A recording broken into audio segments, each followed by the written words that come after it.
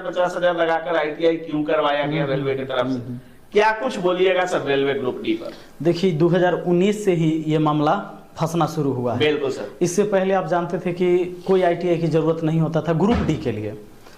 नौकरी न देने का मन हो तो उसके लिए दो उपाय है। एक उपाय ये है कि बहाली न निकालो, लेकिन उसमें ज्यादा दिन तक बहाली न निकालिएगा तो विरोध होने लगता है। जैसे ट्विटर कैंपेनिंग शुरू हो गया, कई बार वैकेंसी दो वैकेंसी दो वैकेंसी दो, फिर इसमें भी सरकार की फजीहत हो जाती है।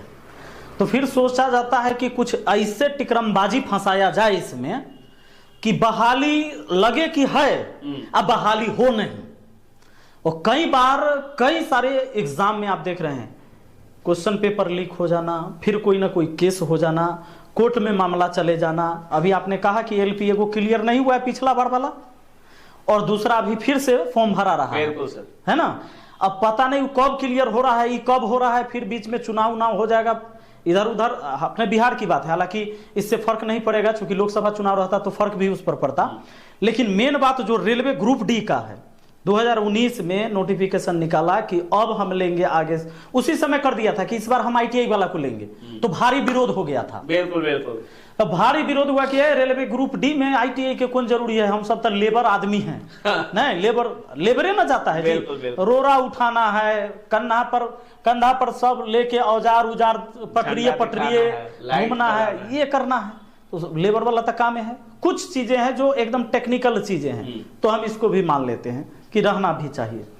उस समय भारी विरोध हुआ था, बिहार में तो सबसे ज्यादा विरोध हुआ था। अंत में उसको वापस लेना पड़ा ये निर्णय कि चलो इस बार बिना आईटीआई वाला को ले लेते हैं, लेकिन फिर अगले बार हम आईटीआई वाला को ही लेंगे अगली बहाली। बिल्कुल सर। नोटिस निकाल दिया। उस बार जो भी बहाली हुआ बच्चे आईटीआई कर लिए, क्योंकि बच्चे समझ गए थे कि भाई बिना आईटीआई के अब ग्रुप डी में भी उपाय नहीं है। तो वो 40,000 30,000 रुपया फंसा दिया हर बच्चा। अभी क्या किया, समझ गया था कि ग्रुप डी में 1 करोड़ से ऊपर फॉर्म भराता है। 1 करोड़ 20 लाख 30 लाख फॉर्म भराता है जब भी ग्रुप डी की बहाली आती है। इस सोचा कि अगर आईटीआई वाला रखेंगे, अभी भी बिना आईटीआई वाला करोड़ों अभ्यर्थी है। बिल्कुल सर। फिर विरोध करेगा।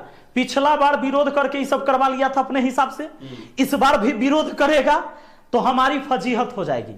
दिमाग लगा के शॉर्ट नोटिफिकेशन बीच बीच में निकाला, क्लियर कुछ नहीं करता था। आप देखे होंगे फाइनल नोटिफिकेशन से पहले 2-2 3-3 बार नोटिफिकेशन निकाला था। बहुत सारा सर्कुलर भी वायरल हुआ है ना, और सब सही था, वो गलत नहीं था। तो उसमें सब निकलता था कि इतना पद ग्रुप डी में खाली है, इतना पद पर इस बार वैकेंसी आने वाली है, संभावना है। ये सब क्यों किया था जानते हैं? ये विद्यार्थी के मन को पढ़ने के लिए कि सब चर्चा क्या होता है, चल क्या रहा है, लोगों के बीच चर्चा क्या होगा। इस तरह के नोटिफिकेशन आएगा तो फाइनल नोटिफिकेशन पहले नहीं निकाला।